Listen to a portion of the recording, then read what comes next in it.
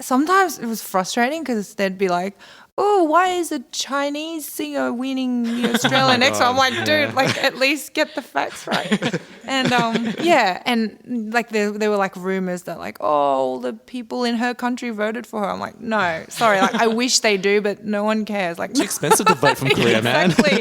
And like I think Koreans, not many Koreans actually voted because they're cheap. Like,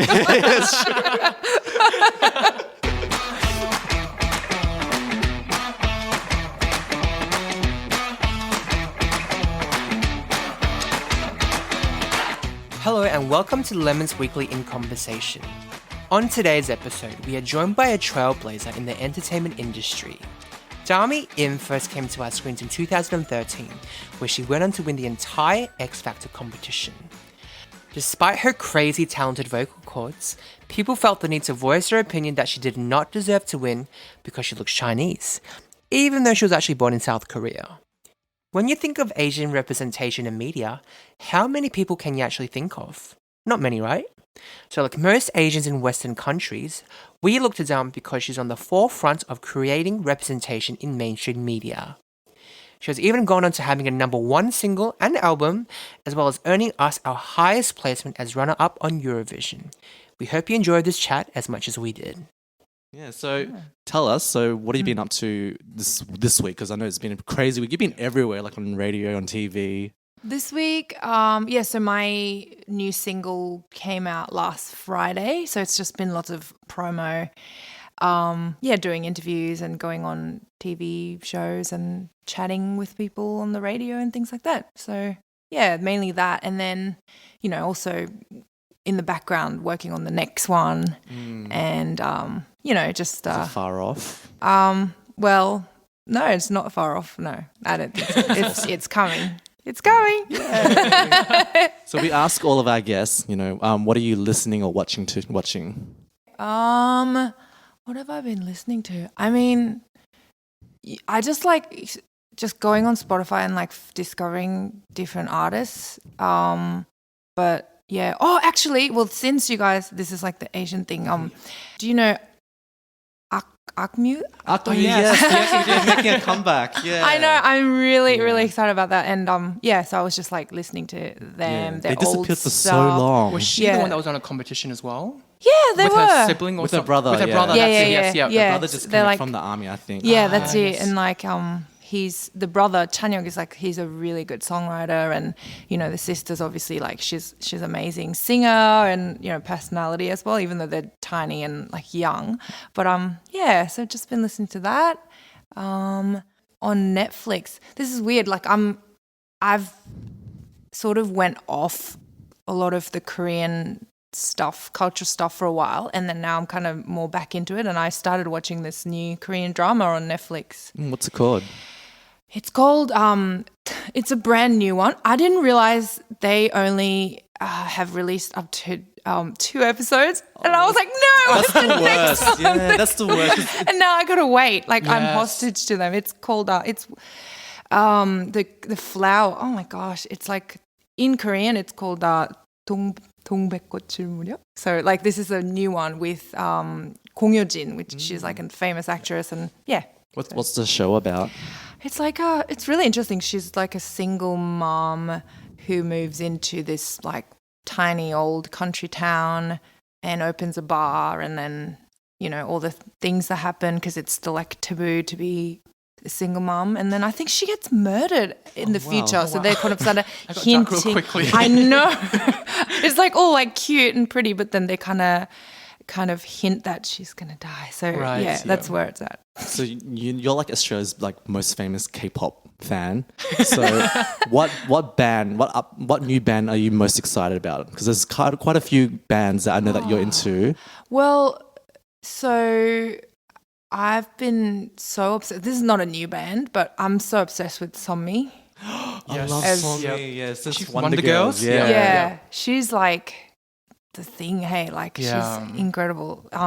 Her songs, her look, her personality, everything about her, I think it's just so cool. And I just love when K-pop artists find their own voice and they start doing things, in their own terms. And you can tell, she's so original and yeah, and then of course, like I'm just like learning about the new ones, and like, of course, like everyone loves Stray Kids, and there's ITZY, and yeah, there's a lot coming out these days. heaps coming out, and then I'm actually going to Korea to do a festival in October, and like some of these guys are gonna be there, so I'm like, oh my gosh, and I'm gonna, I'm gonna listen to all their songs, and I'll be like fangirling when I get there. And you're also a huge fan of Boa as well. Oh yeah. Yes. Did you ever thought about back in the day that you wanted to become a K-pop star, or? I think everyone does at some point in their lives. When you get into K-pop or Asian pop, you dream that like, oh, maybe one day I can be one of them. Yeah, but like in high school, I used to like just learn all her songs, look up all her videos, and it wasn't like, I don't think YouTube was even around, but I used to just on the internet, like on the different sites, just like download all the videos, anything I can find, and that's how I started singing, by like recording her songs at home on my computer and sounding really not good, and also trying to do her choreography, which didn't go so well. Yeah, but she's like my first love, man. Like she's real. Like I had a huge crush on her. What was it like meeting her? Because she's like a childhood idol, and you got to meet her. So what was that like? That was. It still feels like it was a dream or something, because I really honestly wasn't expecting she was going to be there. Like I didn't know I was meeting her. It was like a surprise thing that Dani Minogue and like the Channel 7 team organized for me. And so when that was happening, I was just like shaking, and I'm like, I don't even know what I said. I think I was like, oh, it was, yeah, can't believe it. Yeah. You moved from Korea to Brisbane when you were younger, right? What's your earliest memory growing up in Queensland? Earliest memory, well, I think it was really warm, like 'cause we came in summer, and I actually thought it was a holiday. I was. Parents tricked you into coming. Yeah, kind of.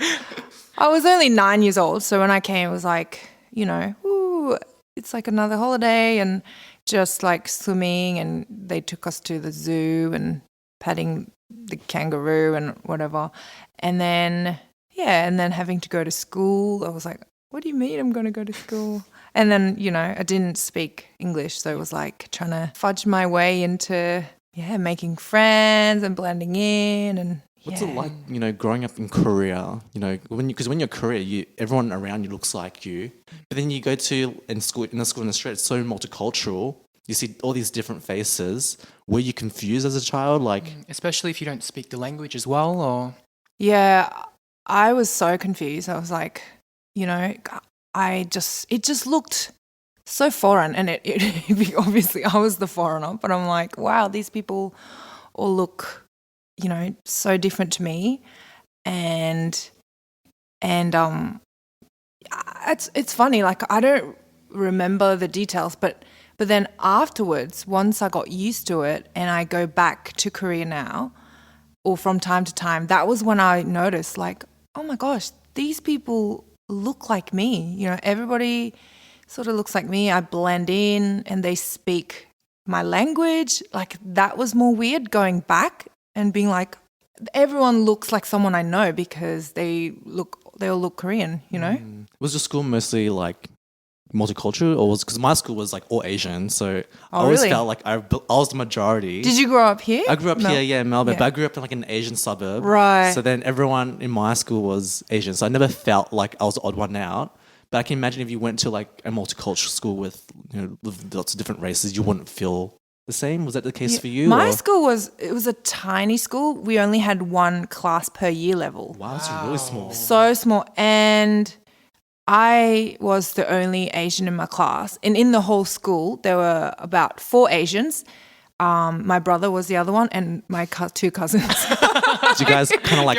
Did you guys like kind of hang out together? We couldn't really, because we were all in different year levels. So we were kind of separated. So I had to just figure my way out, and for me, music helped a lot because I was already you know, I've already been learning piano since I was 5. So I got to play piano at assembly once. And then that's when people were like, oh, She's wow. a piano girl. Yeah.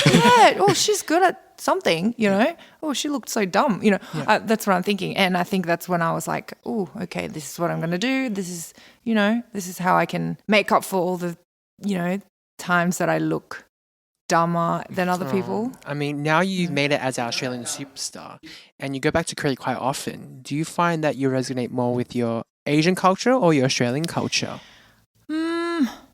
I think it's really for me a bit of both. I don't know.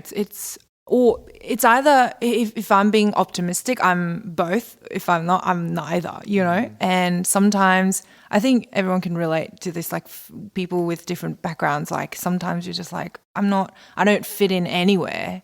You know, you just feel a bit excluded because you're so different. Yeah, like in Australia, we get told that you're Asian here. But then if you go to like, for example, I'm from Cambodia. I go to Cambodia, they're like, you're not Cambodian because you don't speak Cambodian. Exactly. You look like You us. sound funny. Yeah. You know? Yeah. And I think that's me. Like my English, you know, like I feel like I'm still kind of sitting at like 70% No capacity. way. Yeah, No totally. way. I'm like, I still don't know so many expressions and I'm just like, pretending. And then when I speak Korean, I'm fluent, but I thought I was fluent. I thought I was like perfect, you know, but then I try to do like interviews in Korean and I sound like a primary school kid. And I'm so aware of that. Like, it's not like I don't know. I'm like, crap, like I sound like so uneducated because I am like I wasn't educated in Korean. So yeah, it's a weird. Yeah, it is a weird one. thing. It's when we go to another country, we can't fit in. When we're back at home, we can't fit in either. So it's like we can't win. Identity crisis. Yeah, a bit of identity crisis. Yeah, and I think that's why, like, you know, like you guys were talking about subtle Asian traits and that, like people connect so much there because we're like another breed of people where we don't fit in anywhere. Yeah, And we're like, oh my gosh, you guys. Asian people have been trying to fit in everywhere else, and then we finally found a place where we're like, oh my god, there's actually other people like us, and that's why everyone kind of came together. Yeah, and I think I love that, you know, I feel like Asian culture is finally finding this voice in the Western culture, you know, with the movie Crazy Rich Asians, and then like, you know, like more coming out since then. Yeah. I think like in my opinion, I think we were sort of trying to just ditch our Asian culture and blend into this mainstream Western culture until now we're like, hang on a second, like we got this. We shouldn't be ashamed of our own culture using chopsticks and, you know, our parents and like all this different culture. Like other people are proud of their culture, so why can't we and still fit in this society with pride about our own culture? So absolutely, yeah, and love that phenomenon. Exactly, and like you said, the Crazy Rich Asian, it's such a big magnitude that movies, singers like yourself, it's kind of representing a lot of other people who's having a bit of like an identity crisis, who can't feel like themselves, I guess. And moving forward to the X Factor, once you won it, you've actually represented a lot more people, I think, than you realized. And also, when I was watching this show, I had a bit of an inkling, especially when you won your season. The first person that you thanked was God. Do you feel that your faith has shaped who you are as a person? Yeah, absolutely. Like faith is, you know, really big part of who I am. And I guess when I went on the X Factor, I had come from this background where like I wasn't just the Korean immigrant, but I also was the Korean church. Yep. You know, like it was. Yes, yep. What I mean is, I feel like I came from a really small world where I just mostly hung out with Korean immigrants from my church. And so the rest of the world and the culture, the mainstream culture was just so foreign to me, even though I'm from here. Like I didn't grow up listening to any of the songs that the other people grew up listening to and all the movies, or like I was very like in a little bubble. And so when I won the X Factor, I was like, you know, I was like, what does this even mean? But I mean, only thing sure that I was holding on to is that, you know, God sent me out for a purpose. And, you know, I was always taught from my church that you've got to become influential and go and like be a good witness and everything. And I'm trying to figure out what that means. Like it's easy to say that when you're inside the church, but then when I'm actually outside and among all the mainstream people and the culture, it's like, what can I actually do? And yeah, it's been a wild journey. It's funny how you mentioned that, because I actually came from the opposite spectrum. I went to a public school, and then I went to a private Christian school, and the world was so different. Wow. I went from being so exposed to such a very niche community, Right. and the transition for me was actually quite tricky because the worlds are so different. Yeah. Even, being a Christian Asian, going to church is so different than going to somewhere else. Right. Do you find that working in media as well, being a singer-songwriter superstar, that it sometimes clashes with your faith? I guess so. I mean, I just think it can be tricky to open up and be yourself, and you just don't know how other people are going to take it when you know, like people say, oh, you know, we're inclusive society, like we accept you for who you are. But then when you say, oh, I'm Christian, it's like, Yeah. It's like we become a bit too Jesus-y for people, and they just kind of take a step back as well. Yeah, and so, you know, like you don't want to preach in people's faces, and I don't do that. But yeah, just like still being proud of the faith and the truth that I know, but then also being humble and accepting of other people. I think that can be the tricky part. Yeah, you're a prime example for someone who is displaying your values through your actions. Like your compassion, for example, is such a big part of what you do. So I feel like, definitely with what you're saying about Christian, you know, being labeled whatever, being too preachy. I think you've done such a great job at doing that. So it's hard, but I think compassion is a really good example because like they don't, you know, try and change people in the way that, like, they don't go, oh, you've got to be a Christian to receive our help, or you've got to do this to be part of compassion. They're accepting, but everyone knows that they are doing it in Jesus' name. So, you know, I think, like you said, feel like you're just doing things with your action rather than just preaching in people's faces. Probably works better. Could you explain a bit more about compassion? Because I know that's an organisation that you're very tied to as well. So what does compassion actually do? So compassion is a bit like World Vision, I think is more well known, where they help children living in poverty by one-on-one sponsorship. So you can sponsor a child in one of the countries where, you know, the child is living in poverty without any hope. Their parents cannot provide for them. And so I've been sponsoring through Compassion since I was 17. And I just thought, wow, this is really cool. Like, you can actually make a difference without doing anything crazy. You just have to have that relationship with them and, you know, send them a bit of money. But then I became the ambassador when I won the X Factor because, when I won, Noah, my husband, was like, we should, you know, make the most of this platform, and what can we do? Let's do something with Compassion. And Compassion, we're really excited about that. And we've been doing it since, and we went to visit kids in Uganda and India and in the Philippines twice, and it's really good. Like, I just love what they do. So absolutely, and it's quite refreshing to see someone who's made it in the music industry who is publicly giving back as well, and it's showing that other people can actually do the same. So what you're doing is actually extremely incredible. How many kids do you have now? You've got 8, don't you? 8 or 9. Oh, you've done your research.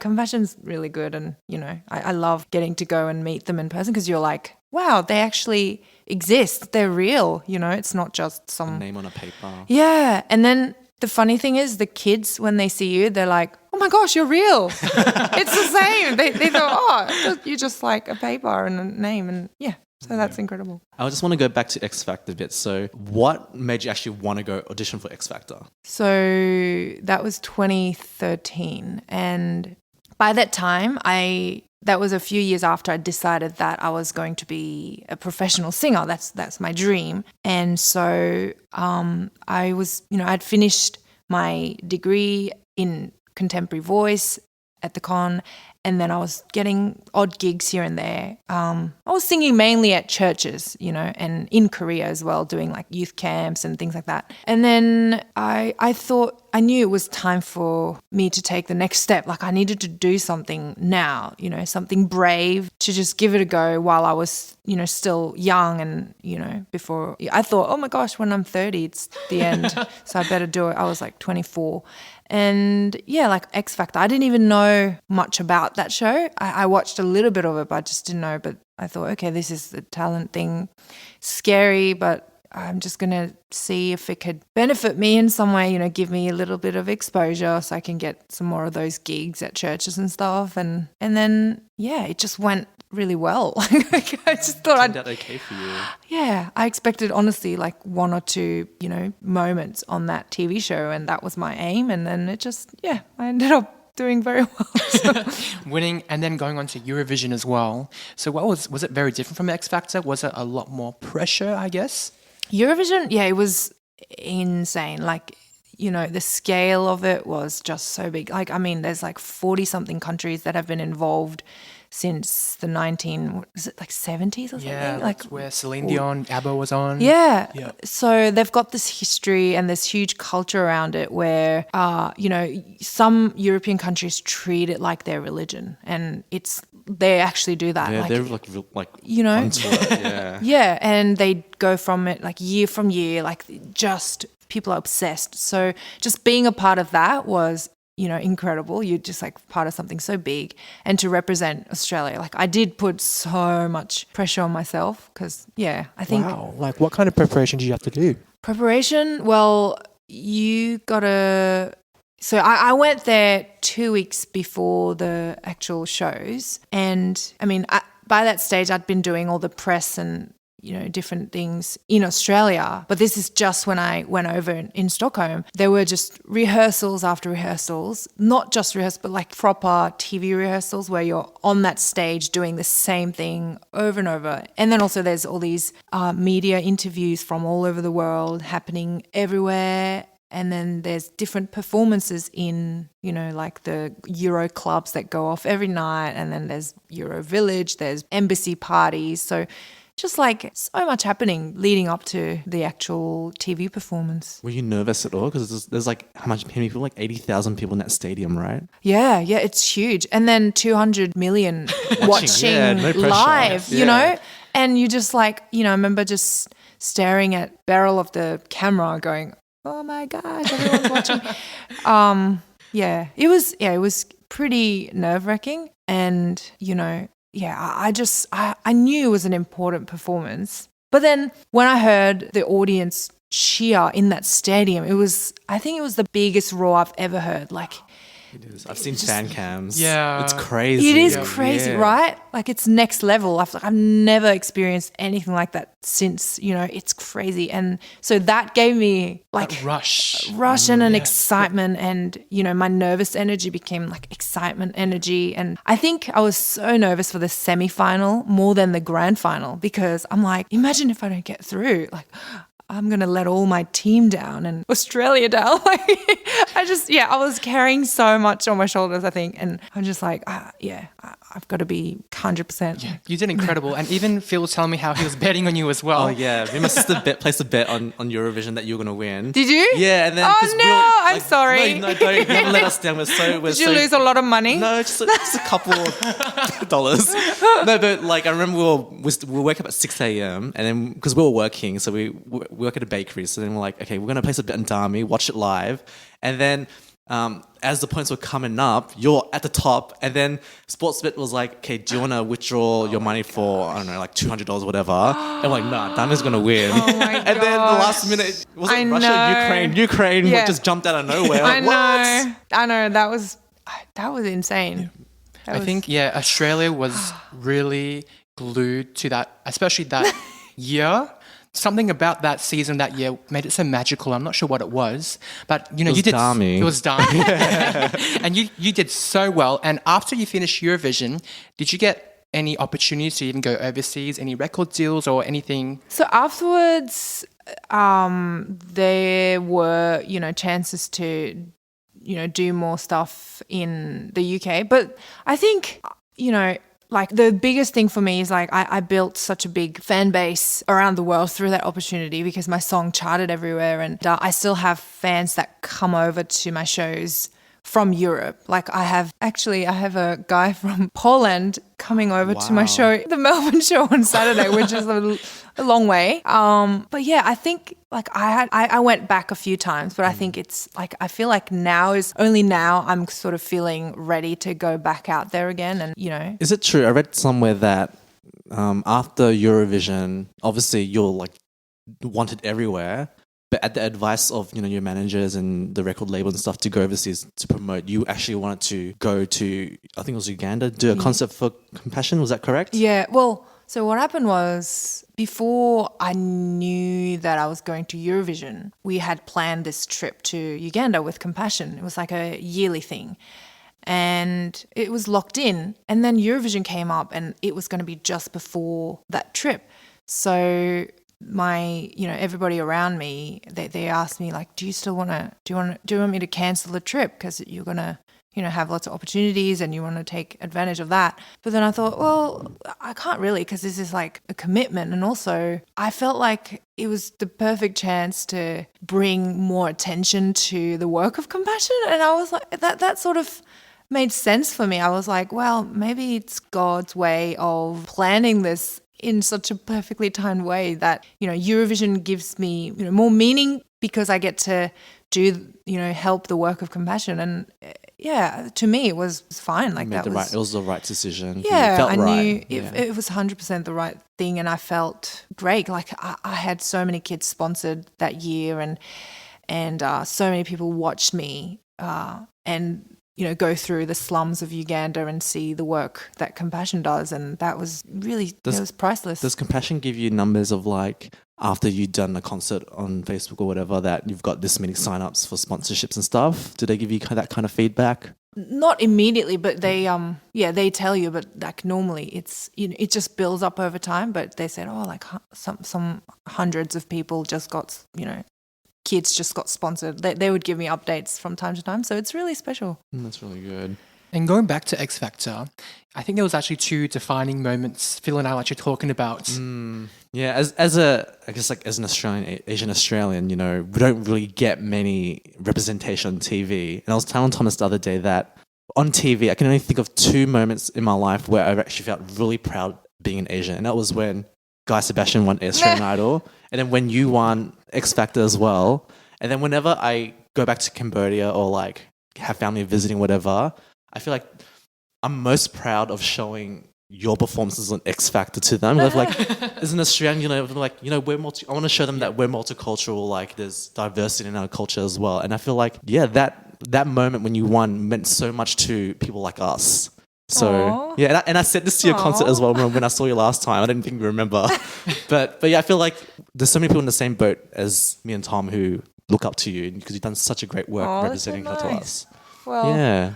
Well, when I was on X Factor, I had so many people tell me, or like even afterwards, they're like, "Hey, Dami, I didn't want to tell you this before, but we thought you should win, but we thought you're not going to win because Australia's not ready for an Asian winner." That's true. Yeah. But then I did. Yeah, and you did. Like, there you go. Like people still supported me, and I'm Asian, and like that. I guess things are changing slowly. That's true. Yeah. Do you ever read Twitter comments, Twitter trolls? Because when you're on the show, especially after you won, a lot of people are saying you shouldn't have won because you're Asian. This is Australia, X Factor, whatever. Yeah. Do you ever read those comments or? Yeah, I read everything. I shouldn't. I shouldn't. How do you feel after reading those comments? Like, did you just put them aside or? Well, sometimes it was frustrating because they'd be like, "Oh, why is a Chinese singer winning the Australian X?" I'm like, dude, like at least get the facts right. And and like there were like rumors that like, oh, all the people in her country voted for her. I'm like, no, sorry, like I wish they do, but no one cares. Like, it's expensive to vote from Korea, man. Exactly. And like I think Koreans, not many Koreans actually voted because they're cheap. Like, that's true. but I won, so it's all good. And when you went back to Korea, how proud were people in Korea of you? People were, really proud. Like they didn't know at first, but when they found out, it became like headlines, big news. Like this, Korean Australian won the Australian X Factor, and people were fascinated. Yeah, especially your family. They tune in every week. Oh yeah, my family was so proud. And then when we had like the TV crew come to Korea to like do a little doco on us, and they were like all dressed up the same, and like they loved being on TV. Like my whole relatives, all my aunties and my grandma, they cooked a feast and they're like singing the song. Clean the house. Like totally like fake everything. I think for me, my defining moment was when you sang "One" on the top 12. I think that's when you went viral. You were on trending on Hello K-pop on Twitter. And really? after you won as well, you also went on Star King. And for those who don't know what Star King is, it's like a variety show where a lot of K-pop artists, a lot of K-pop singers, actors that come on. You're also on The Masked Singer as well. Are you on The Masked Singer Australia, by the way? I'm sure you got asked this like the whole week. Yeah. Oh my gosh. I think everyone's being asked that, all the singers or different people. Yeah. Well, I'm going to say that you are on it. Well, see, she's just confirmed it. I don't want to disappoint people, but I was in the original one. Yes. So initially, after you won X Factor, you went back to Korea and did lots of promotion there. Was that something that you wanted to do, or was it something that your management and record label wanted you to do? In Korea? Yeah, in Korea, yeah.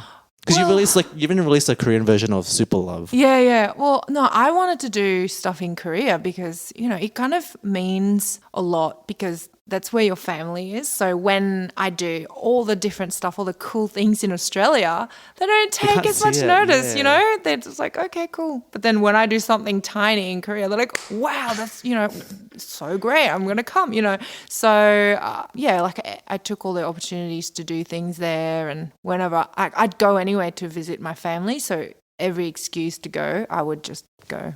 And in Korean K-pop culture, a lot of the girls there, they have porcelain skin. They have great big eyes.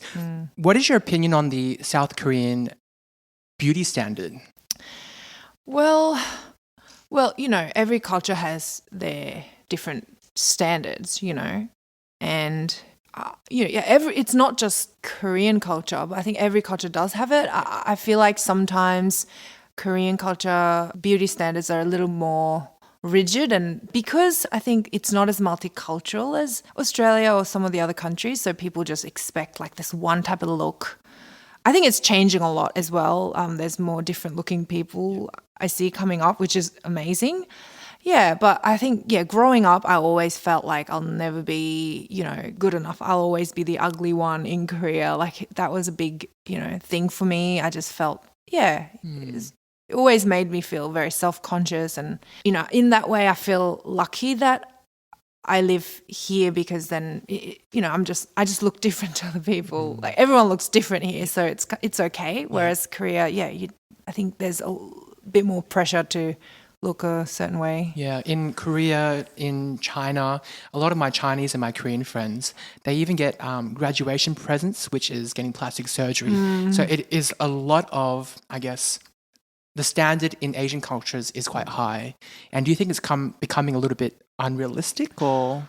Yeah, I mean, from an outsider point of view, like someone living here, it does feel like, wow, it's a bit much. But then when you actually go live in that particular culture, just get used to it. Like I don't know, like I see friends who live like from Korea, they come to Australia and live here for a while, and they become very like natural and like unkept, sort of like very natural. 10-step beauty mask or and like very relaxed. But then they go back to Korea and suddenly they're like super beautiful, like they lose heaps of weight, like very like toned body and perfect hair and makeup, and you're like, whoa, what happened? So it's like just different standards, and I guess Korean people, they take their beauty really seriously. I feel like Asian parents, Asian aunties are the worst. I remember when I was growing up, like my aunts and uncles would say, oh, you're so chubby. Yeah. Your eyes are so small. And then when you grow up as an adult, you kind of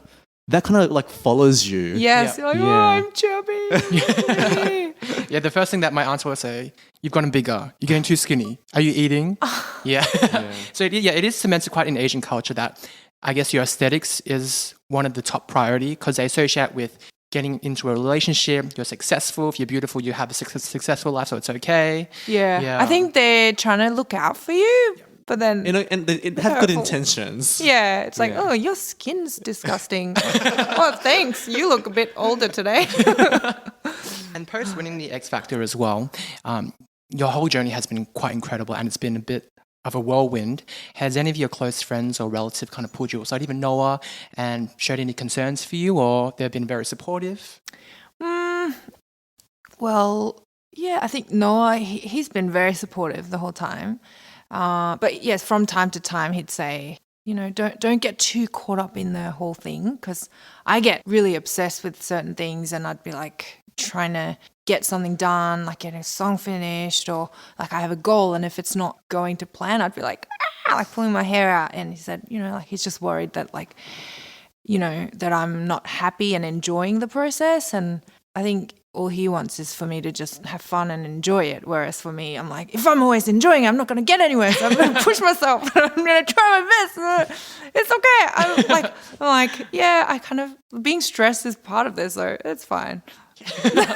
Yeah, it's similar to me too. Like working with Sue, he's always told me enjoy the journey as much as you can, because when you're in it, even watching a lot of interviews where people have made it, they kind of regret not being in the moment. Yeah, it just keep go kind of feel. Yeah, that's hard, hey. Like when you're still going after your goal and you're pursuing something and you're obsessed with it. But then, yeah, you do want to be able to enjoy it and also look at how far you've come from your old self, you know? And yeah, I guess that's something I've got to try and do more of. How do you manage your relationship with Noah? Because you're always touring. So how do you guys manage your relationship? Sometimes he comes with comes me. with you, Not yeah. all the time, he's busy. But I guess just trying to communicate more, you know, just talk about everything, update him on everything.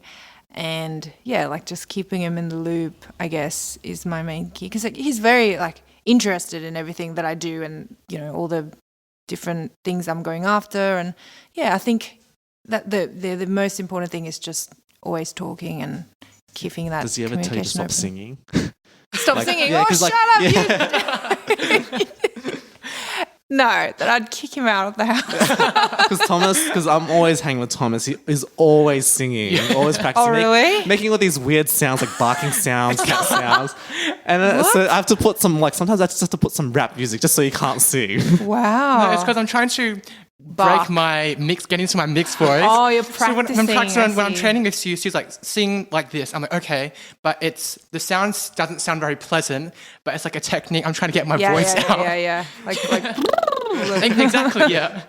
We need to talk about your new song because that's an incredible song. And I feel like it's your first song where you've been really honest, like completely like honest about your feelings and about how you've been going through, trying to hide, I guess, like your sadness and the troubles that you went through. Do you want to tell us a bit more about that song, what it means to you? So, yeah, it's called Crying Underwater.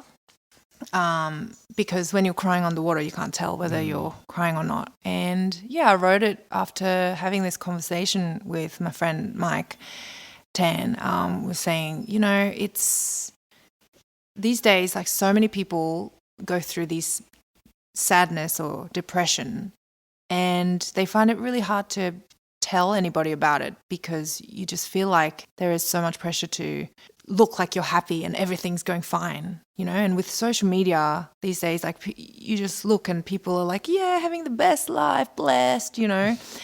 And you scroll through and you feel like, oh, I'm the only one going through this like sadness, and you almost feel ashamed for being not happy all the time.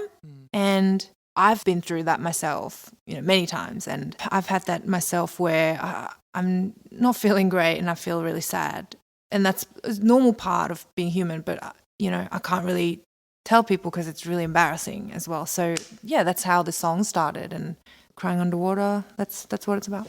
And that was released independently, is that correct? Mm-hmm.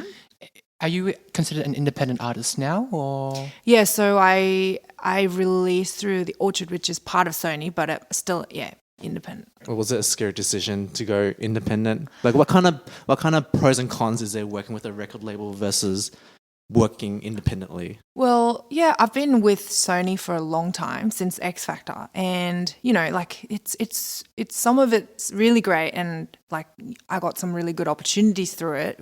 It's amazing, but then also it was just time for me to do what I really was passionate about, and I guess if I stayed, then they I would have to do another covers record, which I did not want to do, and I said, okay, I'm going to please, it's time for me to leave and choose what I really, really want to do, and they agreed to that, and so crying underwater, here we are. Yeah. I was listening to your song this morning called Dreamer, and it's a beautiful song. I just want to quote a few lyrics because I feel like there's a line that really resonated with me. I just want to read it back to you, and I want you to tell me what this song's about. So it's called, the line was, I'm not that stupid, don't need your advice, and I have a vision and I know the price. If I had to battle, I'll fight it to the end because I know what I want, I know who I am. I'm a dreamer. Yeah, she sings a bit of it. Dreamer was like the song where I was like, I've had enough. This is, I'm going to live my own life and I'm going to make my own decisions for my career. No one can tell me what to do. I was just, I guess, fed up with so many people like just trying to control me. And are these just like people just telling you what you should be doing in your career? Like you should go tour in Europe next month or something like that. Is that everything? And mainly, she's looking back at her manager. No, I guess just wanted to say, when I first was on X Factor, I had no idea what I wanted to do, except that I wanted to sing. I didn't know how or what and what kind of music. And then a few years on, I was like, okay, I actually have a much better understanding of who I am, what I want to do, and I've been a songwriter since I was a teenager, but after being signed to a label, like I felt so much pressure to write in a certain way, and I couldn't write properly anymore, like from my heart. Like it was just really hard. Something was blocked. You must feel the pressure to write like pop hits, right? Like radio music. That too, and it's not even someone saying you must write a pop hit. It's also, I guess, a lot of it I put on myself. It better sound like what's on the radio, and I'm like, I don't know how to do that. I never had to think about that. So for a long time, I found it really hard to write like I used to from my heart. And then when I wrote Dreamer, that was when I started to go, hang on a second, like I'm just gonna spill it all out there, and I just. No filter, blah blah blah, rah, and that was my, my FU moment. Yeah, that moment that finally snapped, and I guess like after that, that's when everything started to flood, like the floodgates were open, kind of thing, Absolutely, and before we came up with a lot of these questions, we know that your Dami Army is a very loyal fan base as well. We did ask them some questions to ask you if that's okay. Mm-hmm. So from Jessica Lowe, she asked us, what is your favorite Korean restaurant in Seoul? Seoul. Favorite restaurant in Seoul? Ooh. Where do you like to go? There's this place that is really, really hard to find, and I took Ken there, my manager, and he thought I was taking him to kidnap him and sell his organs. Better be careful, Ken. Yeah, it's not a nice area, like very old and like, messy. But you find it, and there's this like a chicken soup restaurant in Dongdaemun, and it's called 닭 한 마리. Grandma Chinhokwa. If you know, you know. And it's like this very simple. They only do one dish. It's like boiled chicken with like kimchi and it's. Was it one of those restaurants that's under a tent, or was it like? No, I think they started off as a tent, but then they made so much money. It's like a little building, but it's in this like area where there's just like messy and there's like fish being fried on the streets and the smell, beautiful smell by the way. And then that's the one. So Jessica actually has another question for you. Okay. So the question is, do you miss having a fringe? And then she writes, I've been mistaken by fans and newspaper photographs for being Dami thanks to my fringe. I don't look like anything like her. I've got a picture here if you want to see it. Okay. Oh, wow. Wow. So tell us, do I you don't miss look having a like fringe? that anymore. You don't even look like her. You look completely different. But Well, I can see why people thought she looked like me though. yeah. Yeah, that used to be my look. I don't miss my fringe, hey. Fringes are so annoying to keep. Like, if you had one, you'd know. Like, girls with straight fringes, it just does not like to stay. It parts. It opens like a little curtain, and you gotta like brush it and do everything, blow dry it. It's just not my thing. Oh, it's hard. Fringes. So the next question from Leah Michelle: what was the first album you bought, and also what is your favorite song from Shiny? First album that I bought. It's got to be like a K-pop cassette. Was it Boa? No, Boa was like, I was a teenager by then. So the first one was more like, what did I buy? Oh, actually, with my own money, I guess Boa would be. I don't know if anyone knows, there's a group called Pinker. They were big like in the 90s. Was it the same generation as Wax? I think so. Yeah. I think Like so. 90s? Yeah. So old. So that was like my cousins were so into it. They're like a couple of years older than me. They used to buy Pinker and SES, so those ones. Yes. And favorite Shiny song? Shiny song? I don't really know a lot of Shiny songs. What do you guys know? Oh, well, Ring Ding Dong. That's the most famous one, most isn't it? famous Yeah. one, yeah. Ring ding dong. Yes, that's the go. There we go. And the last question is from Jonathan. He's from America. He asks, do you plan to release a full-length album soon? And what kind of sound can we expect from it? Yes, I'm working on an album and I'm going to drop it next year. Yeah. The sound, I guess, would be, Crying Underwater is probably the good example of where I'm heading. But yeah, I'll be dropping some more singles before the album, so you guys will hear that. Can't wait. And do we have anything that we can expect from you in the future as well, or? There's There's a bit of a vibrato in that. I'd love to collaborate with different people. One of your fans asked if you would ever collaborate with a rap artist. Yeah, that'd be cool. Yeah. Just $. Yeah, or just invite Cardi B or something. Yeah, why not? Do you want to rap on my track? We'll get it on the remix for Crying Underwater. Yeah. Oh, yeah. Well, thank you so much, Dom. We're out of time. How can we find you on your Instagram and Facebook? Just search Dami Im on Insta, Facebook, Twitter, YouTube, and you'll find me. And check out her song on Spotify and iTunes. And Yes. Apple iTunes, yeah. Thank you. Thank you so much. Thanks for having me. It's been fun. Thanks for listening.